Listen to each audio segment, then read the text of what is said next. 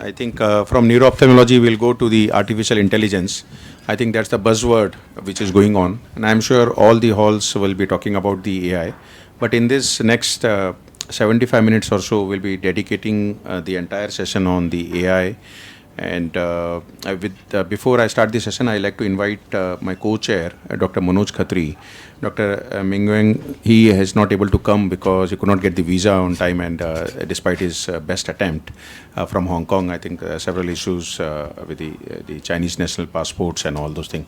So unfortunately, he could not get the visa, and therefore he has sent his excuse. Very kindly, Dr. Manoj Khatri agreed to be the co-chair, and he's one of those the users who have been using quite a lot of this AI techniques in his practice. So I think it will be good to hear his perspective as well as we go along the session.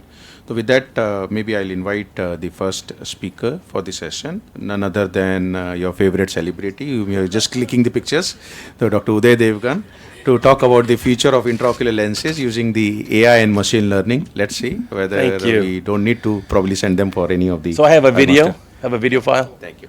It's just a single MPEG file, no PowerPoint. As you know, I like to make videos. So even my presentations are just one video. That way, nothing to click, and always, American style, always on time. You ready? When we go to the other computer, you have the video file.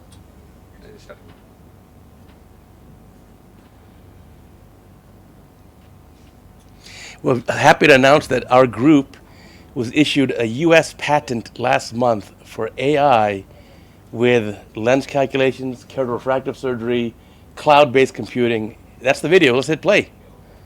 Put it back. No, go back to the beginning of the video. Very beginning. Go to 000, very beginning of the video. Go to the beginning of the video, not this. Let me do it here. Is this side? Yeah, you can do it. Okay, I'll take care. Let me take care of it then.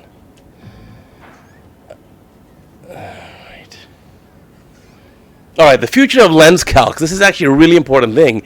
So if you look at lens calcs where we are now, there's so many different formulas. There's first generation, second generation, third, fourth. Well, do not ever use first or second generation. Third generation, okay, but they only use K and axial length. Fourth generation is better with Haggis and Barrett and Holiday too, but they're all static.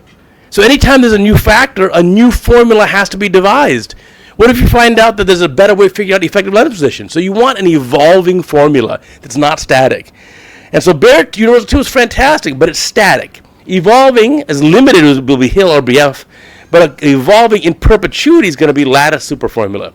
So this is what we were involved in for more than 10 years. If you look at our website, IOLcalc.com, we registered in the year 2000, 24 years ago. So we've been involved in this project for a long, long time, back when I had no gray hair. So we definitely want to do evolving lens calc. So anything AI or machine-based learning, you want to be able to evolve it with time and not be stuck to a rigid protocol. Have you ever seen something that says out of bounds on your printout, out of bounds? You don't want to have any out of bounds. So the trick is you can't let AI run loose. You have to give it a tether. Today, if you are the very, very best, 80% of patients fall within a half diopter of your target refraction. So 1 out of 5 is a miss. So if you 25 years ago, someone published a study that said, okay, different formulas work better at different axial lengths. And that kind of made sense. So you kind of sometimes use that today. Here's a big paper that shows 8,000 eyes using multiple formulas. And this may be a good starting point. And in fact, if you look carefully, it's what Barrett already does. So let me show you this one. In this one, we did from 2015, 9 years ago, we combined multiple formulas and did a novel way of plotting it in 3D space. Lens power calculations is not a plane, it's a convoluted shape in 3D space. And that's what you have to understand. So this was our formula 1.0, and you can see we use different formulas at different aspects of axial length, eyeball power, and corneal power. And you can see this is that shape, and it's not perfectly flat or planar, it has a shape to it. And that's what evolves with time here. And so if you look at Barrett Universal 2, we'd have 60,000 eyes through Barrett. You see these breaks right here? Obviously, at different axial lengths, Barrett's changing the formula, doing a different formula. He hasn't published what the formula exactly is, but we have hundreds of thousands of eyes of his Barrett formula, so I can back calculate the whole thing. And so this is the graph of it all back calculated. You can see there are breaks here at various axial lengths. If you compare our old 9-year-old lattice superformula to the Barrett Universal, you can overlay the two graphs, and you can see there's a lot of commonality, but there's areas where it differs, especially here. So here's a paper that came out, which we thought was very interesting. So of the best static formulas, it was Barrett Universal 2. But look right here. At an average eye, every formula looks great. It's the unusual eyes where the formulas start to differ so much. And so you say, well, I'm smart. I've changed my A constant. I've honed my A constant. That doesn't work. Let me tell you why. So first here again, at average Ks, everything works. The black line's SRKT. If you have unusual Ks, never use it. Adjusting your A constant is antiquated. That's such an ancient idea because all it does is raise all eyes up or all eyes down. That doesn't make any sense. You can't treat this hyperopic eye the same way as a myopic eye. It makes zero sense. So an A constant may have been good long ago. Again, short eye with a steep K, you can't treat it the same as a long eye with a flat K. They're totally different eyes. So you have to optimize the entire area. So not just one A constant. Here's an example of some of my patients, the tiny hyperopic eyes, 21 millimeter, 20 millimeter axial length. Notice how I had to readjust my formula. So we crowdsourced big data. We actually now have 7,000 users. We have 1 million eyes of data. So I can optimize for a single surgeon, multiple surgeons in a group, or all surgeons in the library. And I optimize for 100 or 10 ranges of axial length, 10 ranges of keratometry, 10 ranges of AC depth. So I'm optimizing 1,000 different points. And you want to just optimize one A constant? Come on, that doesn't make any sense. That makes zero sense at all. So this is an example of where a lot of my patients are common here, but how do I optimize these ones out here in the periphery? The answer is AI. So remember this? Who was the best chess grandmaster of all time? Well, it used to be Kasparov till IBM Deep Blue beat him. Remember that? That was 27 years ago. And now, 7 years ago, Google AlphaZero taught itself chess in a few hours, beats any human 100% of the time. That's where we're at. That's 7 years ago. 7 years ago. So now we're far beyond that. So you can see here, if you look at some of this, most formulas are going to give you 80%, but you can actually get 90% or more if you're tracking your own outcomes and using our AI, which will give you your own AI formula. If you give us enough data, post-op data, put it back in there, it'll give you your own AI formula. So we take all these different factors. Axial length, K, AC depth. What about posterior cornea? We can put that factor in. We can put in any factor you want, and then the calculation layers are here, and there's a predicted adjustment. And we use a tether or a leash. So the AI can only change the output power. You can set it for 1 diopter or half diopter. See this yellow band here? This is where our formula predicted you have to adjust for highly myopic eyes, long axial length. Well, that's the Wayne-Koch formula. Our AI came to the Wayne-Koch adjustment formula automatically. Nothing to do. And so this is the beauty of doing it through AI. And again, crowdsource mega data sets. You can even start with 100 eyes. If you give us 100 eyes, you can actually adjust your IOL Calc AI formula, your own one, for free. And you can see all these previous studies that you think you're so important are all based on less than 100 eyes. So give us 100 eyes of data, and you'll be surprised. You can actually get great results. Here's an example of a high-volume surgeon of Indian origin like me in Florida. He was 82% with Barrett. Lattice 1.0 was 85. But if we use his own prior data, his eyes, his data, he's 94% on target.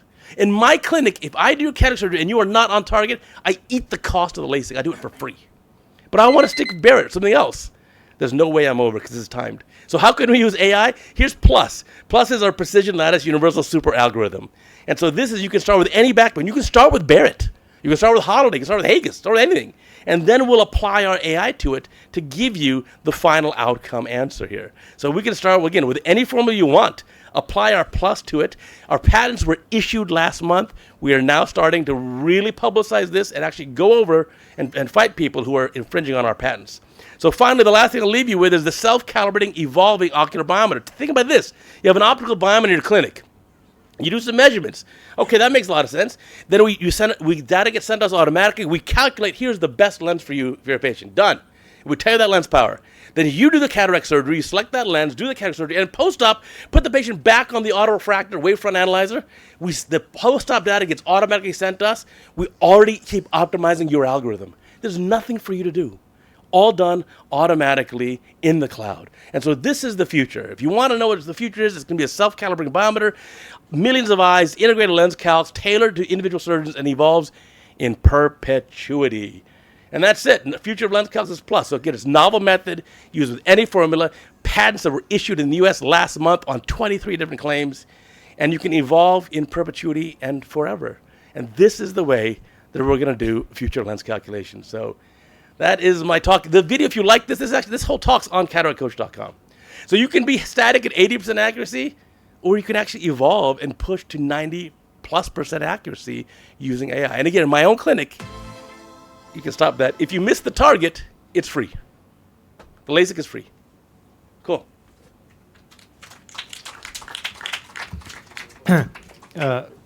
Thank you so very much, Uday, for an enlightening talk. Sure. And it's always a pleasure listening to you, whether it's on cataractcoach.com or, listening to you live in any of the meetings. Now, we are talking a lot about IOL power calculation using the AI-based technology. Do you feel there are any limitations to this technology usage? Right. The big limit is the AI can come up with some crazy answer. Yes. So that And is so one of the... here's how we prevent that, though. You can start with a backbone. Let's say you like Barrett or you like Holiday. Holiday calculation gives you 21.0. And AI, you can say, only is allowed to change it by half diopter. So from 21.0, AI can say, no, 20.5 or 21.5. But we can make the leash or the tether only half diopter. Or if I want to be more aggressive, I can make it a 1 diopter leash. But usually I just stick with a half diopter leash. Because if you see most of your post-op misses, if you were off by a half diopter, you'll be pretty close. Yes. The second thing is we are having many patients who have undergone post-refractive surgery now, Right. So these are the huge chunk of patients which are going to be needing Right. for cataract surgery. So how do you see whether these patients are getting that much of accuracy using AI-based platforms? And So that's a great question. So that's obviously a big need, and that's even less accurate lens calculations. But we Yes. have a separate AI for that as well. That we've not released for free. All the free stuff is at IOLcalc.com. And again, that's a site we registered 24 years ago, but it's all available. Our ones for post-refractive, we are still keeping close to our chest right now. We'll wait and see. Okay, now the common question, we'll take audience questions as well. We are running short of 1 or 2 speakers, so we have enough time for discussion. But the common question here comes is, are the optical biometers, gives us a rough value guideline to go about to superfine our, IOL power calculations on AI-based platforms, or do you feel that still a olden day immersion biometry is the way to look forward for this? No immersion biometry. Use your current optical biometers, and the data input, you're going to use AI to come up with an answer. Because now the current optical biometers also, say for example, either it's of Zeiss or Lenstar or whatever platform we are using, they have their own set algorithms, and most of them are getting incorporated with AI-based platforms. So there also comes a confusion which way you are going to go. So what's your take on this? Well, time will tell, see how it all pans out. But as of today, there are multiple companies infringing on our patents. Yes. But our patents were issued about 1 month ago, and so we are now just ramping up. Talk to me in a year, I'll let you know. Okay. Okay. We have a house full here. Any questions from the audience for Dr. Uday? Before we bombard him with some more other questions? Yeah, don't be afraid of it. AI's coming. It's going to be amazing. Your life will be a lot easier. A lot easier. Yes, please go ahead. Hi, Uday. Yeah. Oh, thanks. One of the big elephants in the room with high myopes and high hyperopes is the difference in the strength of the lens compared to what's written on the package. Right. Because the manufacturers have a wide range of tolerance that they're allowed to produce. So what is a 2 diopter lens could be a 2.5 diopter lens. How do you mitigate for that within the AI program? Right. So we have to obviously count on the manufacturer being, even if there is a variance, reasonably accurate within their range. So like I showed you, I get better calcs if I just use one company's platform and then do all my calculations based on that one platform. But you're right, there can be difference in power. But on a high myope, a 2.5 diopter lens is functionally the same as a 2 diopter lens, right? It's really not going to have that much difference in this ultra long eye. And so, yeah, there is variance in labeling of the lenses. In the US, it's reasonably close, but you can never know exactly what the manufacturers are producing. Yes, sir. For AI, we need so much of data, but for the uncommon eyes, where do we get the data? Well, that's what I said. We have crowdsourced 1 million eyes of data. So when you have, say, I have a patient who has a 44 cornea, but a 34 axial length. I only have very few of those in your data set. Well, then we can use the whole library. We can use all surgeons' data. That's the beauty of it, crowdsourcing huge amounts of data. So now when you have a very unusual eye of a 20 millimeter axial length and a 49 cornea, that's so crazy. I only see one of those a year. But on the data set, I got 1,000 eyes of that. So Is it a free platform or? Right now it's free, IOLcalc.com. It's a free platform. So now what we have to understand here is a very important message given by Dr. Uday is for any patient, you're not going to rely only on your biometry value. You know, the 0.5 diopter variation, what he showed, that's a residual refraction, what you're getting. It's a huge chunk. It's going to be translated into millions of patients, and patients are not going to accept that because the more usage of premium intraocular lenses and some stuff adds to that. The another big issue here is the extreme of the eyes, high hyperop, high myop both. The second is post-refractive surgery patients. They are also on the rise. Post-macular pathology patients. So all these things, you will not have a substantiate a degree of precision when you calculate with your standard biometries. Now companies like Zeiss, Biotech and all those people, they are coming with their own standardized formulas. But that again here, opens up a huge chunk of block, because you will have to use customized lenses either made by them or their preferred lenses, which we don't want the case. So here comes the usage of this kind of open platforms where you have data available for all the possible intraocular lenses and the choice remains yours. The second major advantage which I have learned from Dr. Uday is toric IOLs. You know, there is a game-changing platform for this calculations on toric IOLs. Your thoughts on that? Yeah, obviously, treat the full refractive error, not just spherical. And the IOL power, we just think of spherical, but we also need to think of toricity, of the astigmatism. Yes, so that is also one of the areas where the calculation was always a challenge, and these kind of formulas are going to give you a value add on that. So this thing should be kept in mind, and I think we will be hearing from you time and time again. Well, at some point, this will all be integrated into your machines. Yes. At some point, it'll be fully integrated. IOLcalc.com is free for now.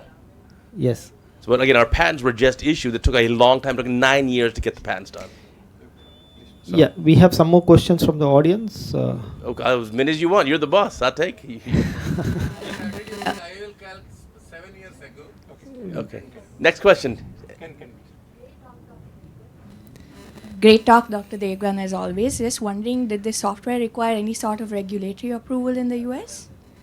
So we're getting to this now. So obviously, like you go to the ASCRS post-refractive calculator, there's no regulatory approval here. Ultimately, it's up to the surgeon to choose your IOL. Online, you have your toric IOL calculators, right? Right. So the we're just giving you what our calculation is. You obviously, at the end of the day, have to use your judgment as a surgeon. You do what's best for your patient. So more like a clinical assist tool, so it wouldn't require any sort of a regulatory approval then? Again, certain things may, and we're still evaluating all that. This is just a nascent field. Our patent was issued last month. Got it. And so Thank you so much. check back with me in a year, I'll tell you more. Because today I don't know enough to tell you. Okay, we request you to stay back for some more questions, because Sure. the other talks are also linked to each other. So maybe what we will do is we'll flip some talks. So we'll request Dr. Sharat to come over and talk to us in AI in Retina. Then we'll combine with 2 talks together by Dr. Rupesh. So Dr. Sharat will be talking to us on AI in Retina. Where are we today? Thank you.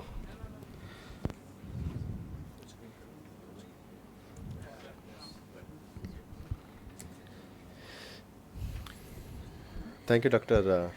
Manoj Khatri, sir. And it was a great talk, Dr. Uday. It was a eye-opener. As you told, the biometry part of it is AI is coming everywhere, and in the IOL master is very much important further. So just coming back to the retina part of it, which has a very, very talkative nowadays in the part of artificial intelligence, where everybody we want to have see the eyes, and you have to diagnose the conditions. Where I'll just tell you what is happening nowadays in retina part of it. As Dr. Uday Devgan said, it is an hardware or a software. It exhibits an artificial intelligence, and it can be able to diagnose the condition. So I just keep these conditions as already told. It has a lot of field. It's now a very wide field which can be seen, and it has a lot of applications. If you see, you go anywhere in the Google, Tesla, everything, there is artificial intelligence, a driving part of it. So why not in the ophthalmology and retina part of it? And retina, the best part is it has a lot of data. As Dr. Uday Devgan said in his, he's a crowdfunding which happens for the IOL master. Similarly, for the OCT, fundus images and all, we get a lot of data. And with the data only, the artificial intelligence works. And we have a lot of data, including the digital fundus photo, OCT, B-scan, and OCT angios. So mainly the three applications happens in the retina, especially it will be like a classification to diagnose whether there is diabetic retinopathy is there or not, or the segmentation, what is the type of diabetic retinopathy is there, it also has been come. And the prediction nowadays is coming more commonly. Like for example, if there is any changes in the retina, is there any systemic conditions like Alzheimer's disease is there or not, or any stroke history is there or not. The prediction in the future in 4-5 years, how the diabetic retinopathy will be there or not, the prediction also which works, and based on that there is like segmentations of SRF and all in the AMD and all we can able to see, and the prediction of the disease progression also we can be able to see. So how the AI in diabetic retinopathy is working? So DR has become the main focus of AI nowadays, and lot of studies and formulations are coming, and many patents are there over that with many companies, and also FDA has approved few of the diabetic retinopathy algorithms also. And India has a very highest database of the diabetic patients, and many patients are poor and are not able to come to the retina specialist or to the center, and there the screening of the diabetic retinopathy becomes important. And 2016, by the Google, they have done the deep learning data, and they've shown that the accuracy of 97% and specificity of 98% can be seen. And in 2018, the first one, IDR, was the first US approval which came for the diabetic retinopathy screening part of it.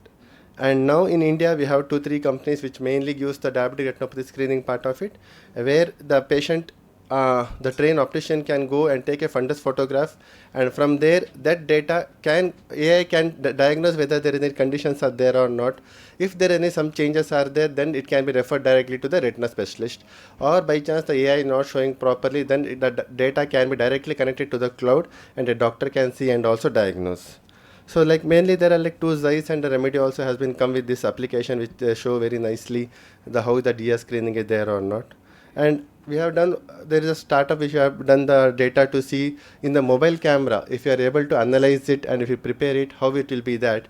And around 40,000 images we have analyzed, and we see it has a very good sensitivity and specificity. And it also helps in the diagnosis of early signs and warnings of ARMD, whether the drusen is there or not. In diabetic retinopathy, like a segmentation I told you, whether the cotton wool spots, hemorrhages, and how can it be the severity can be there or not, also we can able to see. And as I told you, the prediction, the Google and all have come with the human eyes to predict the heart attack, Alzheimer's disease, and various other conditions, even having a renal issues or not, also has been come with the AI. So these are the FDA approved one, European approved one, the eye grading, red marker, and eye art. Now coming to the diabetic macular edema. So many, like as I told you initially, they initially take only one photograph and they try to see the disease is there or not. Now they started combining in glaucoma and retina, where they'll be combining in the retina the OCT and fundus photo and OCT angio, and they will say combinedly whether there's some changes or not. Yes, it becomes very large algorithms, but yes, they are coming up now. Similarly in glaucoma also they will attach OCT, RNFL, and visual fields to see whether there's some changes or not. Similarly with what they will do is like they'll look for the hot spots in the fundus photo and the macular edema, and then it will diagnose whether there is a macular edema there or not, whether it has to be treated or not, and also it helps in the prognosis part of it. So this is the one of the study where even this is also a small study where in the mobile based or most of the whatever the networks are there, it's a very large based. Here this is a study with done in IISc where we showed that even with a small almost of 100 kb data, 100 kb algorithm also can work, and it has a good sensitivity and specificity. And it also has a lot of things in retinopathy of prematurity, where many algorithms, especially the deep ROP, IROP, has shown it has a good sensitivity and specificity part of it. So this is a study in the deep ROP where they showed you the very good sensitivity of 95 to 98%. So this is the one where what they will do is like they will take the image, and from there they will segment the vascular network, how is it, and based on the segmentation the artificial intelligence can tell you whether there is a disease progression is there or not, how it will be, whether you need to treat or not to be treated.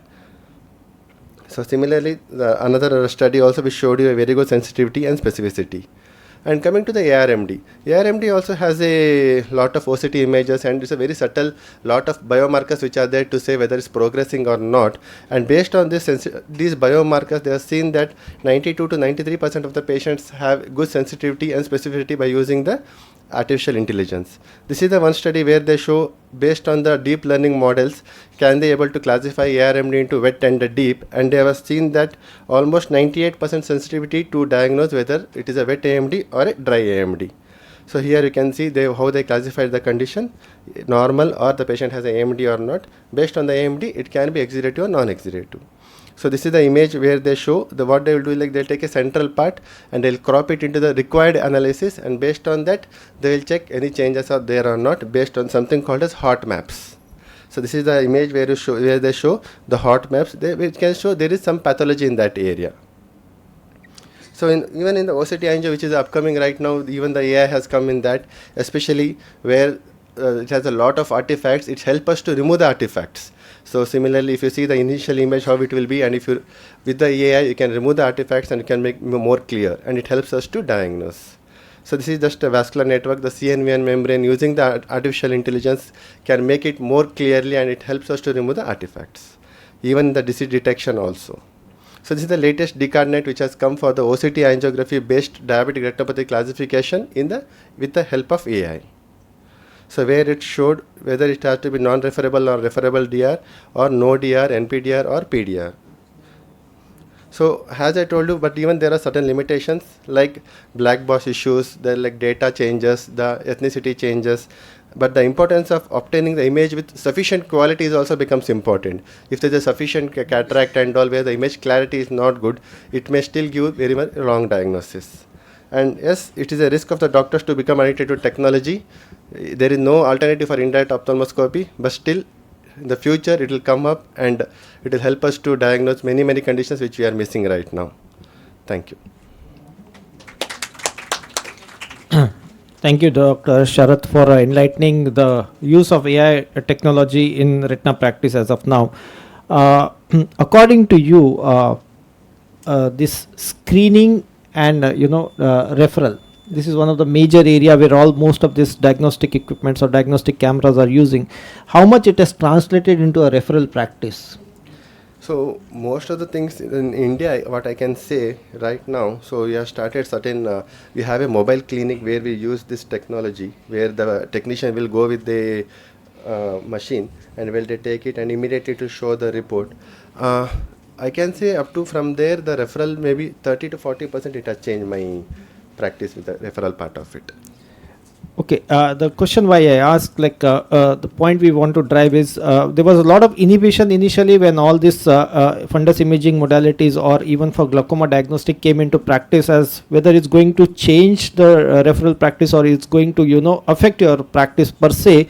So if you take data from one of the tertiary care centers in southern India, they have shown the jump in AI based practice based platform has gone 9 folds. So there is a huge gap which you can bridge with just an early screening and referral, and translate into your practice, and also benefiting the patients into the early detection and treatment. So with this few thoughts in mind, we just want it to be a very interactive sessions. Let's hear from Dr. Rupesh Agarwal on 2 very important topics. He will be talking to us on AI in ophthalmology, from algorithm to real world scenarios and the products which are there, and also what is the evolving role. So now we have heard the retina practices, we have heard about the IOL power calculations, which is a major chunk, but there is a complete different dimension of AI which Rupesh always brings on up his sleeves. And over to you, Rupesh, for these 2 exciting talks, and then we request you to stay back for an interactive Q&A session. Thank you, my dear friend Manoj, and thanks for a very enlightening talk by Dr. Uday and Dr. Sharath. I think we'll move gears towards a couple of things which I am going to highlight. It's not going to be diabetic retinopathy, it's not going to be the macular degeneration, it's not going to be the IOL power. It's all about some of the orphan diseases of ophthalmology, because I did my fellowship in uveitis and ocular trauma. So unfortunately, these 2 diseases, you don't get that crowdsourcing of the huge database, unfortunately. And these are the 2 things which I always been passionate about, how you can apply AI into this. So I'm going to divide my talk into a couple of things. One is about the clinical scenarios of the uveitis or the ocular trauma, particularly the case based on the uveitis, and what are the technical components or what happens inside the black box, some of the terms I'm going to throw at you about the complex terms which is used in the AI world. So two big deals to me, at least based on my fellowship which I started in 2001 in Shankar Netralaya, is on the uveitis with Dr. Biswas and eye trauma with lots of leaders, and we've been working on this for last 20 years plus, and how it has changed my practice and how probably it will change my practice in the coming years is something which we are going to learn from the uveitis. Now, as we know, at least those people who are sitting in the audience, the delegates who are sitting here, the audience, the uveitis is a very heterogeneous disease with multiple different presentations. No two diseases are alike, and everyone present with a different way. Heterogeneity is the key word. But within this heterogeneity, can AI play a role? That's the big question which we are asking. AI research has been shown to be proven very valuable in AMD, diabetic retinopathy, glaucoma, cataract, and multiple other things. But can AI play a role in the disease where it is lesser prevalent and very heterogeneous? All two diseases are different. Now, let's get into the technical components of it, and along with when we are talking about the technical components, so that you should understand when people throw up the different terms like machine learning and NLP and all kind of stuff there, and how do we kind of bridge that with our clinical practice. So the first term which comes to us is every time is the machine learning framework. Now, machine learning is something which we do as a human brain, and we always process the data and all, but instead of we doing it, we let the computer process that millions and tons of data, and then that's where the computer plays a major role, and then that's where the terms like CNNs and all those things are being used. Now, when we apply this machine learning techniques to the data from the registry or from the database of uveitis, this is what we get. Now, this is one of the tool of multiple tools called as GLMnet. Now, what this chart shows, there are certain things on the right side of the chart, certain things on the left side of the chart. What it tells us is which are the factors which will help me tell this patient is going to do good or going to be worse or going to be the predictive factors. So, when a patient is sitting with me, based on this calculator, which we are going to convert it into a calculator, I'll be able to counsel a patient in a better way that you are a female of age 40, you from Indian ethnicity, probably you have a better chance of recovery, or you have more 3 times chances of recurrence of the disease based on a patient's demographic, based on clinical presentation. This is where this GLMnet, or this is where a machine learning tool can be translated into clinical practice. Again, the way the data can be visualized is something which I built it up from the ocular trauma, just because the uveitis thing was not fitting in. There were so many variables, but in the ocular trauma, these are the different variables which can affect the outcome. And all these things will go into that model of GLMnet or any of the machine learning techniques which will come up, which will tell you about a particular patient sitting in front of you, about what his final visual acuity is going to be based on these different components. Because one thing you need to remember, when we talk about AMD, diabetic retinopathy, the number of variables they have taken into consideration into building a model, probably 3 or 4 or 5 or maybe 10.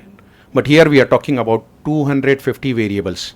With uveitis, I'm dealing with 3,800 different variables. How do you build a model? Because you have to take into consideration every single factor when a patient is sitting in front of you. You can't say, okay, your visual acuity is this, your AC cells is this, your retinal edema is this, and I will tell you. No, you have to take into consideration the patient as a whole.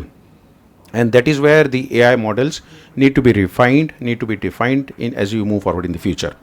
Now, that's about what machine learning can do. But what is available to all of you right now while you are sitting in this thing about our last 4 years of work is something called a Scott's calculator, and the inspiration was from IOL calculator.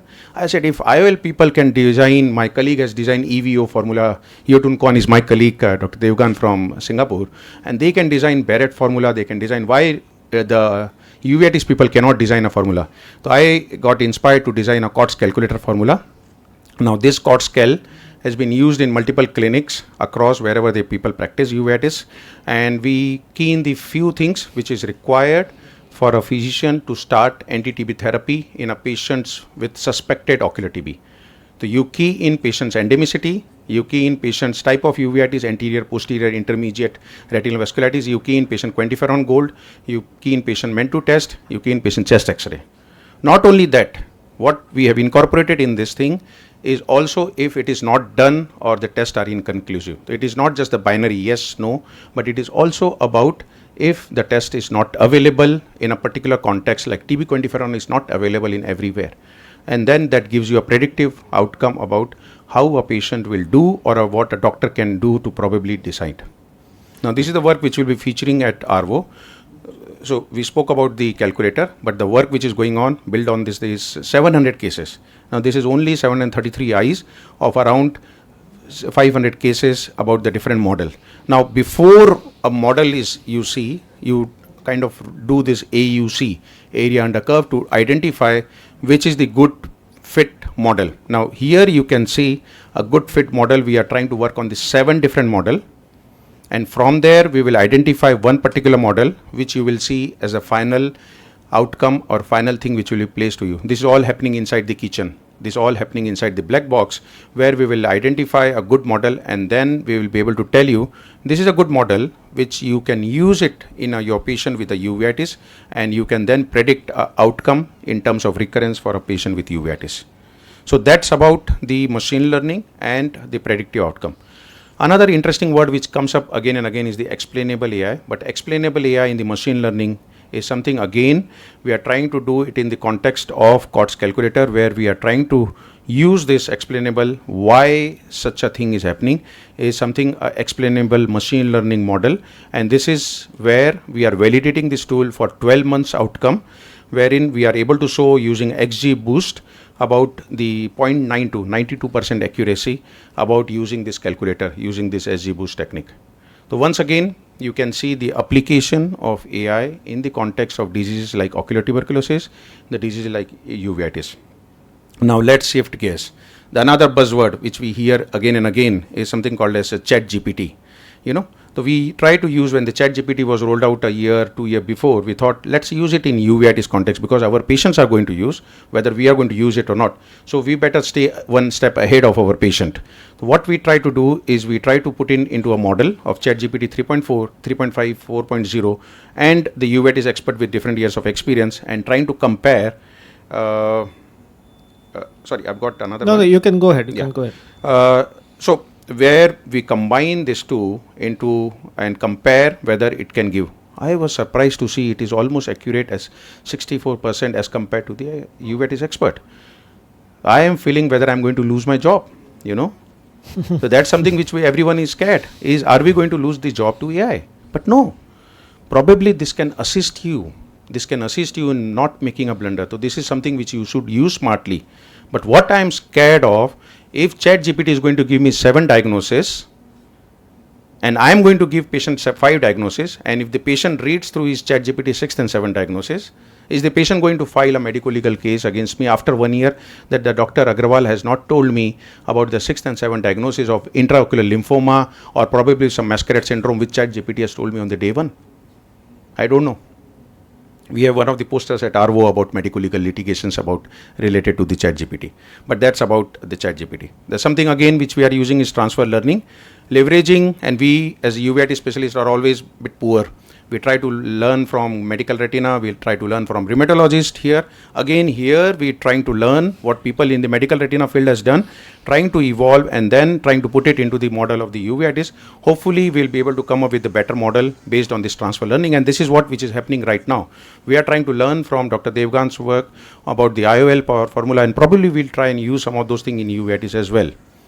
But an interesting thing which you will start seeing is something called as a fake currency, which sometimes rolls out, but here in this data world is called as data augmentation or synthetic data, which colleagues of us and we have been working on.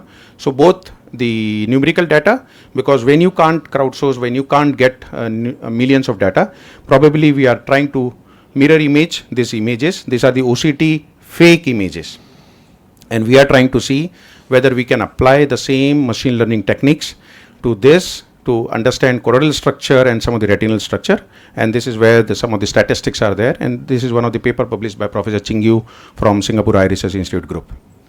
Now something which I am personally kind of very passionate about, and again a buzzword in the field of AI, is federated learning. In very simple word, it is called as model to data approach. So I develop a model in Singapore, but I deploy it in Chhattisgarh. I deploy it in Madhya Pradesh. I deploy it in Calcutta. The model is coming to the data rather than the data coming to the model.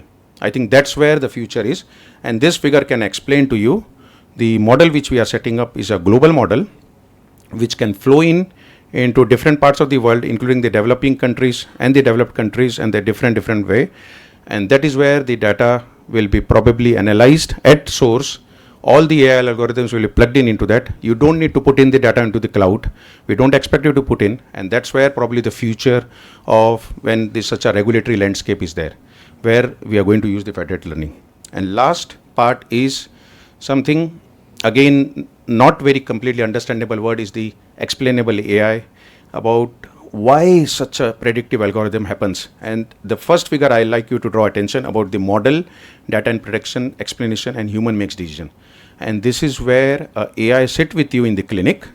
So this is a model which is your data, and your predictive tool, this is sitting here, and explainer, which is one of the model, is Lime model, and this fits with you, and this allows you to make a informed decision assisted by AI. So when I use my chat GPT in my manuscript writing, I am smart enough. I don't write down as it is, copy paste. I try to tweak some words so that it fits into the proper context. And that is where the explainable AI comes into the picture.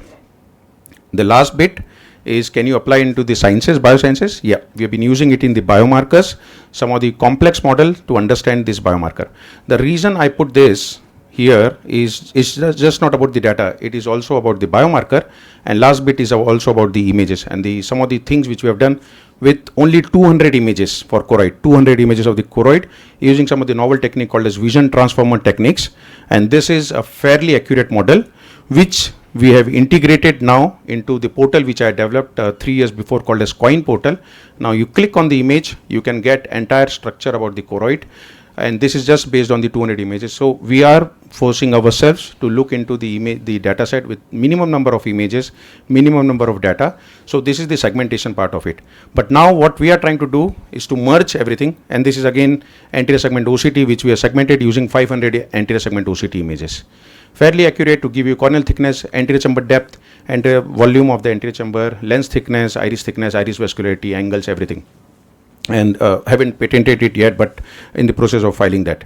So this is all the things which I spoke in last 12 minutes or so. We are going to put everything together into a single portal called as a Proton, which is my uveitis program.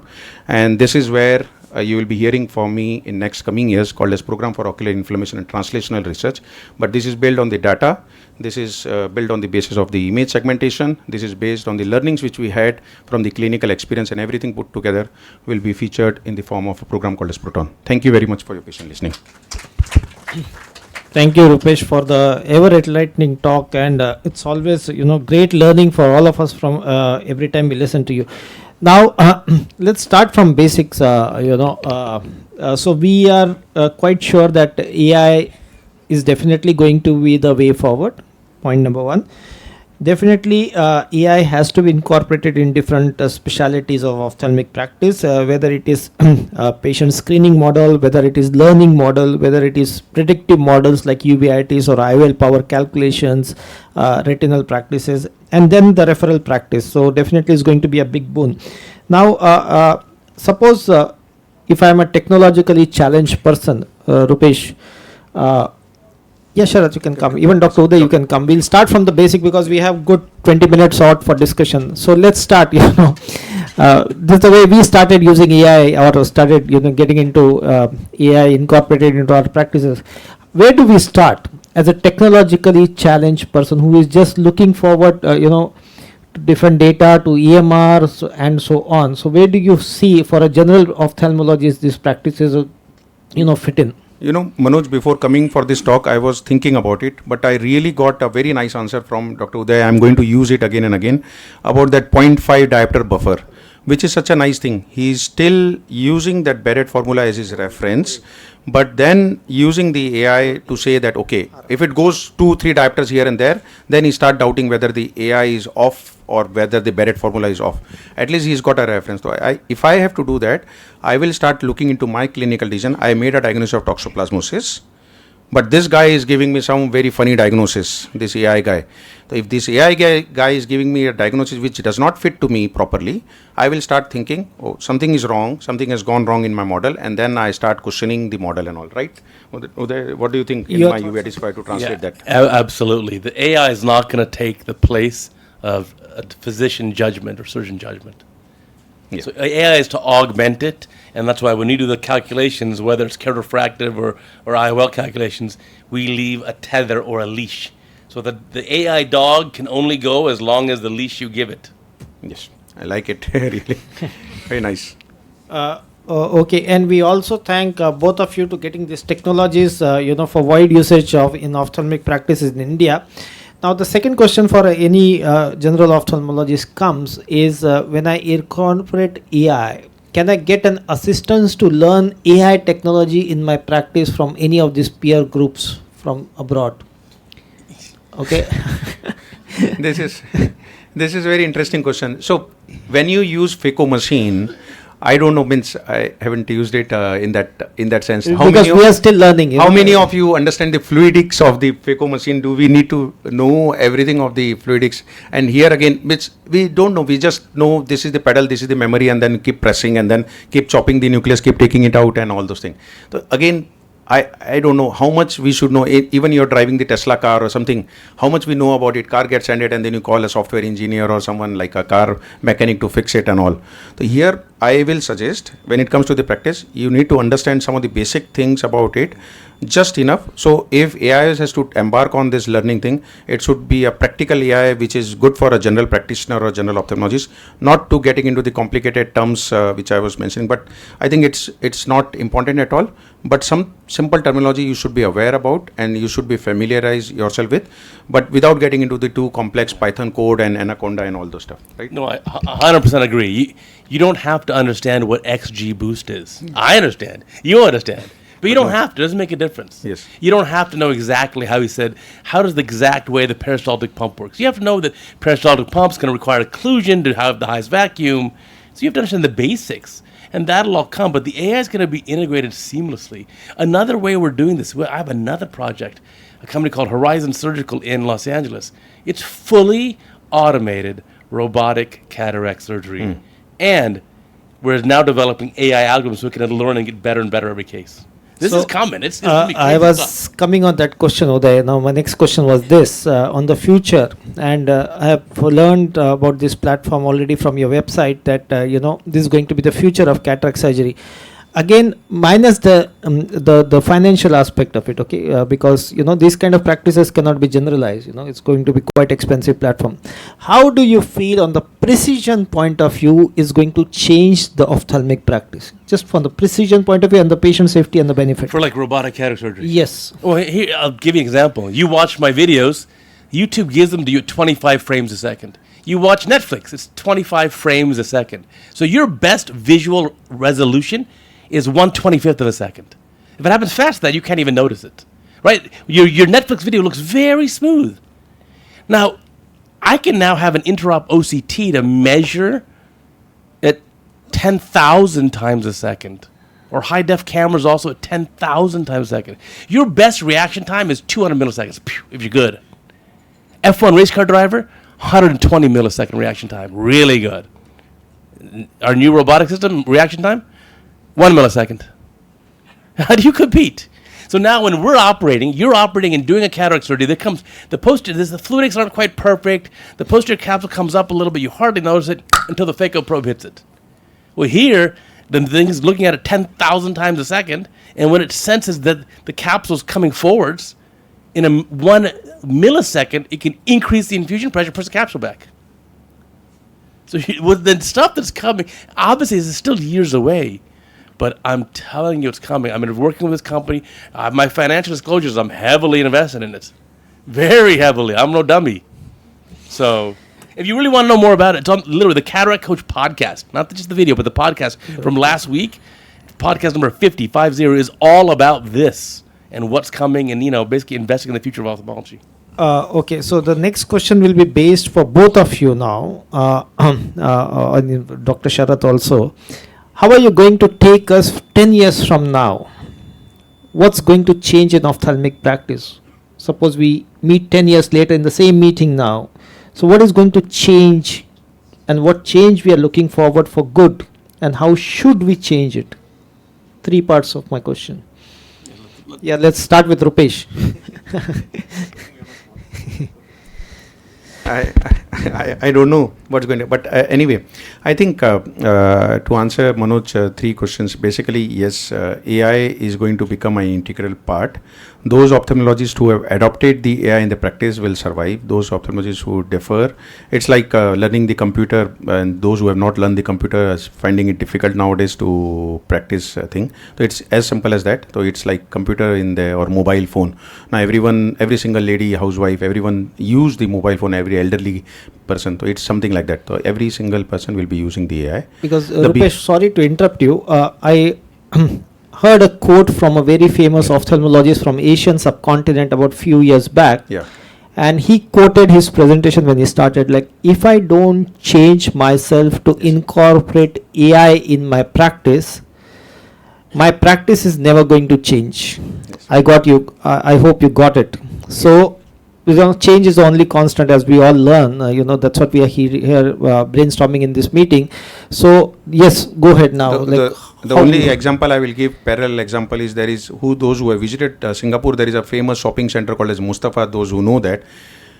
It did not transform its care during the service delivery model in COVID time. It never went digital. The business went down by 80%. Only 20% business was doing because it never went digital. And we did a digital transformation certificate and all those things. The practices, why Nokia out of the business of Apple and Samsung? Because it never changed. And Nokia therefore is out of the business and all those things. And there are a lot of stories about it. You can read about it. So I think that's number 1 thing. Number 2 things is that at the same time, what we need to be aware is, as we are going to mature ourselves in the AI, our patients are going to be even more mature. So I think that tomorrow they are going to refer to Dr. ChatGPT and Dr. Amazon Q and all kind of stuff which are coming up in the market. More and more of this are coming up. So I think you are going to face a very difficult patient.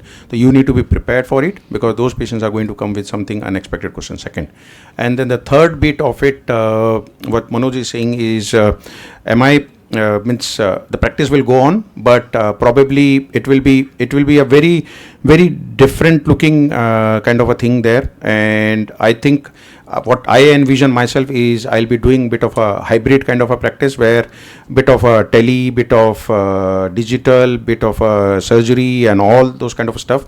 So I think it is better we start moving it slowly rather than something which is very traditional. Not sure whether I answered all, but I just try to attempt to. I think you have answered all of this. The last bit, which everyone always is puzzled about, where do you stand medico-legally? Yeah. What's the thought in US as of now on medico-legal aspects of all these practices? It's always the surgeon's fault. That's very true. That's very true. But are there any concerns regarding on the medico-legal usage, thoughts on this? We have one question about, or anyone here, maybe we can get Dr. Divya is there from Remedio, and they've been using quite a lot of AI in fundus camera. So Dr. Divya, let's say your Remedio fundus camera is not able to pick up AI graded diabetic retinopathy, and I am the user of it. I review your AI report. I say, okay, your report is normal. Tomorrow the patient goes to a doctor, retina doctor, and the doctor says you have a diabetic retinopathy, CSME is there, and you need to undergo urgent injection, otherwise you lose this thing, or some kind of viral retinitis is there and you need that. Now, is that I am at fault, or is Remedio software at fault, or who is at fault, or how do you put that? So Dr. Divya is the medical director of Remedio. Yeah, I wanted to get her actually, and Divya, to flip this question, you need to answer this question in 2 parts. Suppose an ophthalmology misses, okay? I'm not blaming anyone, all of us are here, and a AI based platform picks up, and suppose it gets challenged in the court of law. Do we, how do we stand there? So this is also possible. Can Mike? You can come forward and talk to us. Can you get a mic, please? For Mike. Thanks so much. Give that mic. Maybe. Thanks so much for these questions. I think there's a lot of debate going around about this. I think medico-legal challenges, ethical challenges are something that everyone's still talking about. It's still evolving. But then there are two scenarios for AI use as of now. One is where you use it as a clinical assist tool. As Dr. Devgan mentioned, it's going to enhance the clinical decisions made by an ophthalmologist, and the other is an autonomous AI usage, where the decision is completely made by the AI. When it's a clinical assist tool, where the end decision is still being made by an ophthalmologist, the general consensus is that the final decision is still made by an ophthalmologist. It's not dependent on the AI. When you use it as an autonomous use, where there is no specialist there, you have an operator who's just used it, no background in ophthalmology, then I think the general consensus is moving towards taking on the manufacturer who's brought on the AI, and if it does not meet the specifications that are already laid out in the intended, in the IFUs where the performance is laid out, then the manufacturer takes on the liability. So this is the general consensus, but that it's moving towards, but it's evolving. There's no right answer yet. There are a lot of countries which don't have regulatory frameworks. So I think we'll have to wait and watch to see what's going on. But at least in the US, this is how this is sort of moving towards. Yeah, points well taken. The another two important points, though we have another one more session lined up on teleophthalmology or telemedicine practices in the afternoon, but I want to drive two very important points here. One is if you read regulations by Government of India, which includes Niti Aayog as well as people who are on the regulatory body who are driving the consensus of medico-legal aspects of telemedicine practice in India. Still, there are no clear-cut guidelines. So try to make yourself, quite safe even in the outreach programs. And we also need to be very wary of aggregators who are using these platforms in all specialties of medicine and bringing those patients to you for treatment or trying to enroll you for the, on those platforms. So try not to get mixed up in all these things, because both are unregulated as of now and legally not safe. Now, Rupesh, Dr. Sharad has a question. Sir, just one question to you regarding that COTS tuberculosis analysis. So, the tuberculosis treatment in the endemic area and non-endemic areas is different. So, because in India, if you see a slight probable tuberculosis also, we go on, the pulmonologist will say, no, we need to treat that with the ATT part of it. So, does it cover even that, or is it based on the specific countryside which is there? Yeah. So I was trying to see whether there is an internet which is working, otherwise I could have shown you the demo. Is that internet is here? No. Okay, never mind. Yeah, it covers, so that's the number one question which we ask, where is the patient coming from? We know that people will not be so very oriented with the endemicity of this thing. So we just ask them, is the patient from India, China, Singapore, wherever? And automatically it picks up from WHO list of endemicity of that. So that's the first thing which comes up, endemicity, and that's we integrated. Then the second thing it asks is the type of uveitis, and then the three clinical tests, chest x-ray or CT scan, MEN2 test, because some countries, some sites they do MEN2, and then third is the quantiferon gold. And based on these three and clinical phenotype and endemicity, these are the five which we take a decision making. Yeah, endemicity is covered. So and we also did, but we never incorporated, is the endemicity of a person practicing in which region. But with that one we did not include it, because that also affects the practice pattern. And the second thing, sir, whenever there is a number of classification increases in the AI, the sensitivity and specificity decreases. So having in retina only 3 to 5 amount is only will take lot of time and lot of data part of it. Correct. And when you are including more than 200 when you are saying, yes. So how you feel like in the it's working right now? Yeah, correct. So that's the real world which we are trying to bring in. I totally agree with you. Our current predictive thing is only 60%, nowhere near there. But we are trying to build upon that, because moment you start seeing 90% but with lesser data, I'm not very confident that you're not taken into HbA1c and multiple other factors when you give a counseling to a patient of diabetic retinopathy, where you've taken into only consideration few things. So I always bet, and Adnan and I and Pierre Skin and I, we always have this lot of debate, and we had a lot of debate going on at data standardization level with Michael Chang and all level, is about how much to put in, and that's a question which has been asked. And More larger the data, then you lose that predictability and sensitivity and all those things. Smaller data, then you gain that. But again, it's a So, and coming to Dr. Khatri's question, like in the future, initially when doing the retina surgeries, for example, for GRT, you have to make the patient bed ulta, then we have to do the surgery and all. And slowly the techniques evolved, the surgeries become easy. In the future, I think AI will help us still more further, and definitely we need to adjust to that, or else it will be difficult further. Definitely agree with you. We need to evolve with the technology as well. Any questions from the audience, comments, suggestions? Excellent talks. Thank you, madam. Thank you. And anyone not using AI in the practice, not using AI. If they don't want also, they will be using in one way or the other way. No, one way or other, yeah. Everyone using looks like, right? Yeah. Everyone using kind of, someone not using, right? The mobile also will be using. Yeah. One way or other, it has been integrated into that thing. everyone's AI is working on what's served in the lunch area, right? Everything's going to be seamlessly automated. You won't even know.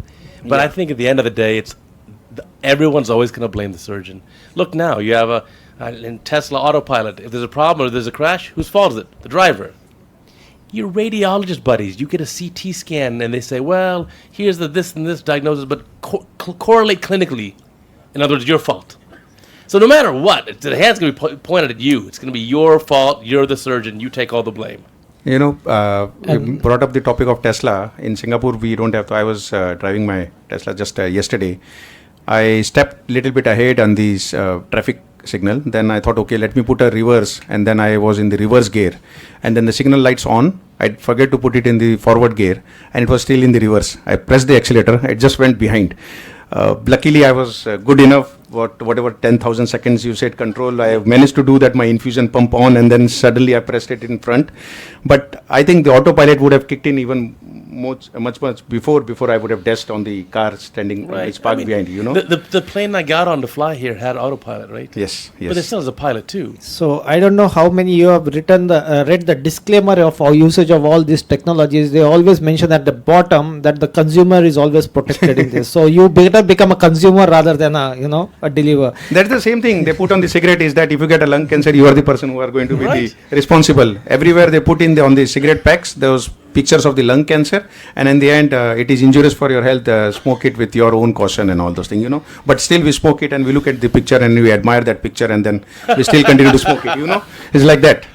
Okay, so let's wind up the session, and thank you so very much for all this, our international panelist speakers who have come all the way to share their insights, and hopefully we will learn much better on AI based platform in future as well. Thank you, Uday, thank you, Rupesh, thank you, Sharad, and thank you all the audience. Without you, this session would not be so fruitful.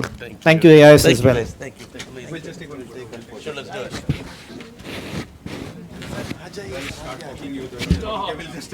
Very nice.